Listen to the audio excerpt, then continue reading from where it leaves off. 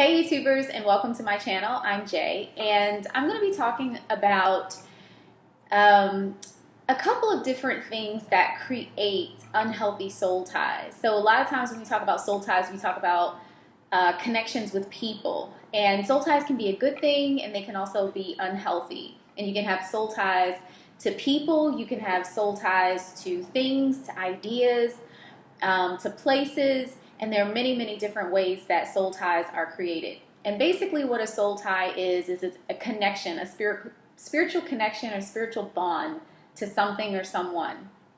But a lot of times when we think about soul ties to people, the soul ties that are unhealthy are soul ties that don't serve you anymore. So they could be, a past relationship that you just can't seem to let go of, or negative response or reaction to different people or people who you feel have wronged you, and things like that. So those emotions can actually create and charge an unhealthy soul tie.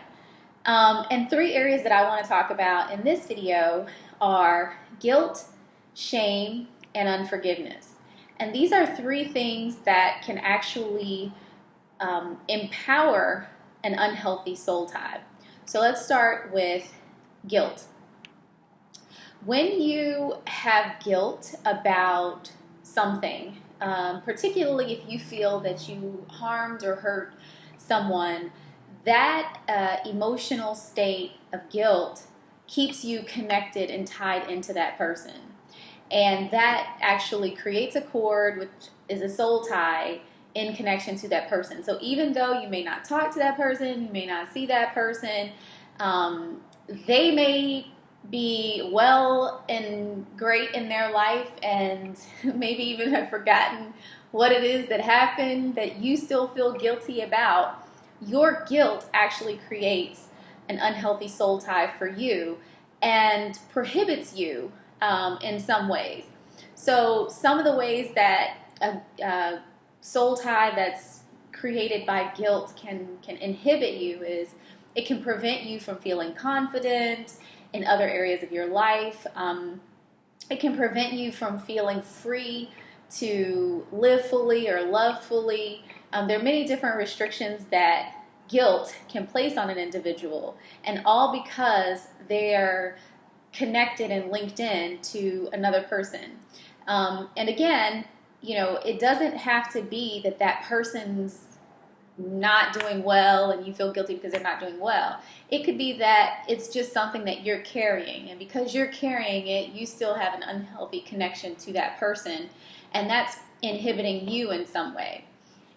Another unhealthy connection that can be created and form an unhealthy soul tie is shame. So when we have an experience in our life that we're not proud of, then that can create, the feeling of shame can create an unhealthy soul tie to the event. And that empowers that event and keeps us kind of locked into this pattern of, we can be triggered in different areas of our life because of the shame we feel about the particular event. So again, emotions create the soul connection, and they don't have to be to a person, they can be to an event. And how this inhibits a person is that, you can whatever you try to keep a secret, you actually empower that. So by you feeling a sense of shame and wanting to hide something in your life, that can create an unhealthy soul tie to that particular event and prevent you from actually moving forward and beyond the event. So, a lot of the topics that I'll talk about, they have spiritual terminology, but they also have like counseling or psychology related terminology as well. And so you may hear me use maybe some counseling terms occasionally, but shame, it creates a block for an individual to be able to move forward and out of that box that they may feel locked into because of the event. and the other is unforgiveness. And I did a quick minute message on how forgiveness is really for you. Because when you harbor unforgiveness towards a person, or you just have unforgiveness, even you can have unforgiveness towards yourself, you can have unforgiveness towards God. I mean, unforgiveness, that energy can create a blockage in you and prevent you from feeling a sense of freedom in certain areas of your life. So these are three things that can create an unhealthy soul connection. And when I use the term soul connection or soul tie, it really is about the spiritual body that you have that's different from your physical body. You know, your soul is the seat of your emotions. It holds all of the energy experiences that you have in this life. And so your soul can be hurt, it can be wounded, it can feel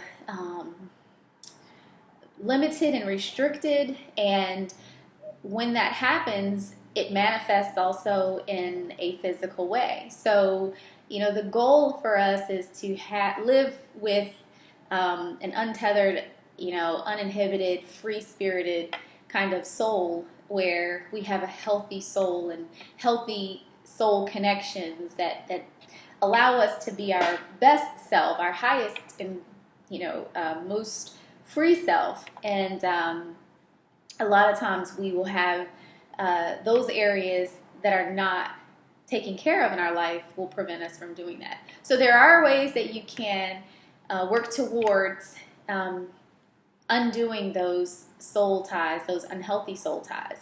With guilt, one of the best ways to liberate yourself and liberate your soul from the bondage associated with guilt and the unhealthy connections that are created by guilt is to ask for forgiveness.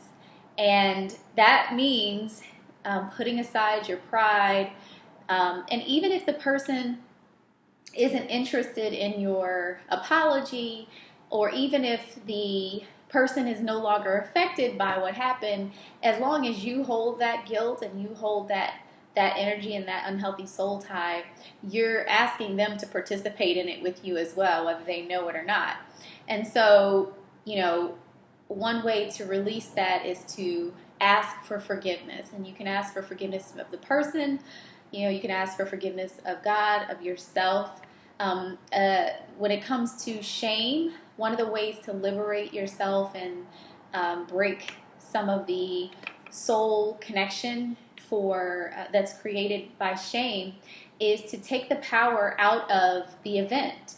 And you know, there is obviously more to it than this, but one way that you can do that is to share, to shed light on that event with someone that's close to you, so that you're not giving so much power to the secrecy of the event. Now, you know, everybody's not ready to take that step, and I understand, but these are, again, just ways that you can begin to unravel and disconnect those unhealthy soul ties and attachments. In terms of unforgiveness, it's, you know, it's a no-brainer, you know, is to really recognize that the forgiveness is really for you, and it's so that you can live a free, unblocked, unhindered life, that you're not holding and harboring blocks within your energetic body. And so, you know, trying to work through the process of forgiveness, of course, it's a step-by-step process. But the first step of that process is recognizing that you need to forgive and asking for help, asking God for help. For those who, you know, believe in your higher self, asking your higher self to help you with being open to forgive.